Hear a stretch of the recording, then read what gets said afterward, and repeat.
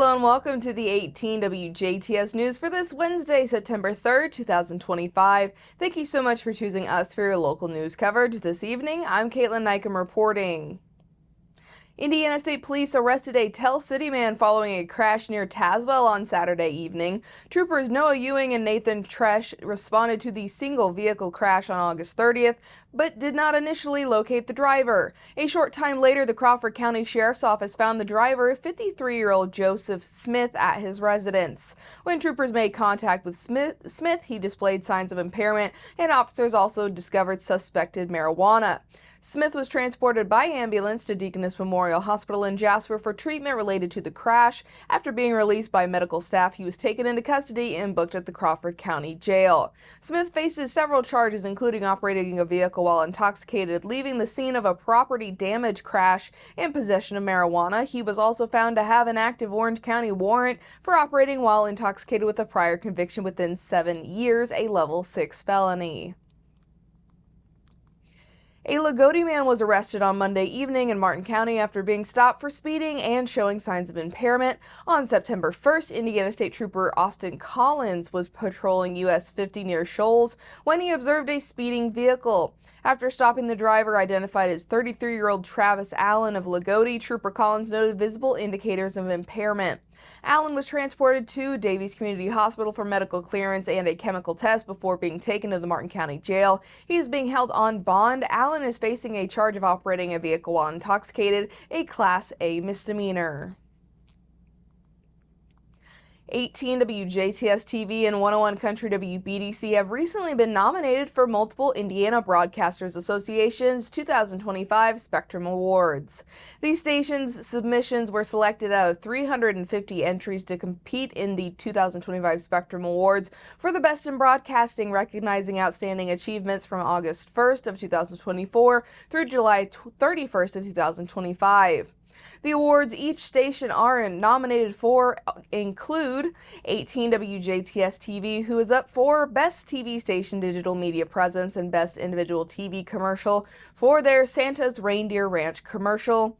101 Country WBDC, who is up for their second consecutive run at Radio Station of the Year, and also Best Radio Broadcast Personality or Team for Ty and the Beezer, Best Radio Investigative Reporting for the Bad Water in Jasper, Best Radio Station Digital Media Presence, Best Radio Advertising Promotional Campaign for Feeling Just Peachy's endorsement, Best Radio Election Coverage for November 2024's Trimulcast coverage. Finalists are invited to attend the IBA Spectrum Awards dinner event celebration on Tuesday, October 28th at the Cabaret in downtown Indianapolis, where winners in each category will be announced at the evening's event with a beautiful glass trophies for winning broadcasters. 18 WJTS and WBDC thank their community of viewers and listeners and recognizes each station's teams, as these honors wouldn't be possible without continued support over the years. The Dubois County Bombers at League Stadium have been named the 2025 Stadium Experience of the Year by the Prospect League. The award recognizes the organizations that deliver the highest quality ballpark experience during the season. League Stadium drew more than 50,000 fans this year, marking the largest attendance growth in the league, with over 12,000 more fans than the previous season. The Bombers' schedule featured a variety of unique promotions, including the Helicopter Cash Drop, Bring Your Emotional Support Python, and the popular Wiener Dog 500. The Sisters of St. Benedict in Ferdinand have announced the leadership team that will assist Prioress Sister Anita Louise Lowe during her second 4-year term. Sister Kathleen Marie Cash will serve as Superioress, supporting the Prioress and serving on several councils and boards. A native in Kentucky, she entered the monastery in 2004 and has a background in education, research, and administration. Sister Paula Wolf has been appointed monastery coordinator, overseeing daily operations and also serving on the monastic and executive advisory councils. She joined the monastery in 1995 and has experience in education and parish services. The Sisters of St. Benedict at Monastery Immaculate Conception form one of the largest Benedictine women's communities in the nation, with more than 95 members committed to prayer, hospitality, and service. The Indiana Secured School Safety Board unanimously approved the distribution of more than $27.1 million to support school safety initiatives to 494 schools and districts across the state. The Secured School Safety Grant Program is administered by the Indiana Department of Homeland Security and issues matching grants for eligible items, and then schools match those funds at a certain level, either at 25%, 50%, or 100%. The match requirement is based on average daily membership of the school district, the total amount of the project, or what the request covers.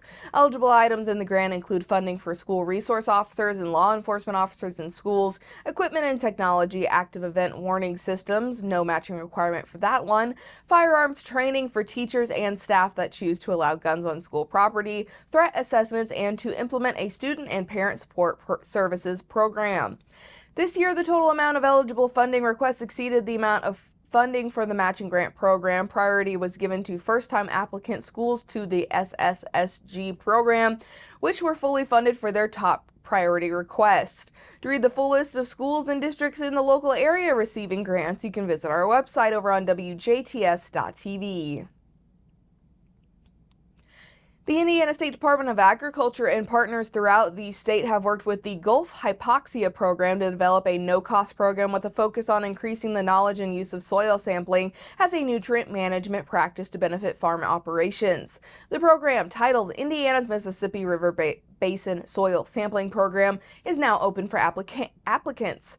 ISDA promotes the importance of nutrient management and the principles of the 4R Nutrient Stewardship Framework. The 4R framework incorporates using the right source, right rate, right time, and right place to achieve cropping system goals. This program focuses on soil sampling and testing as it is a key component and first step of developing a plan for nutrient management.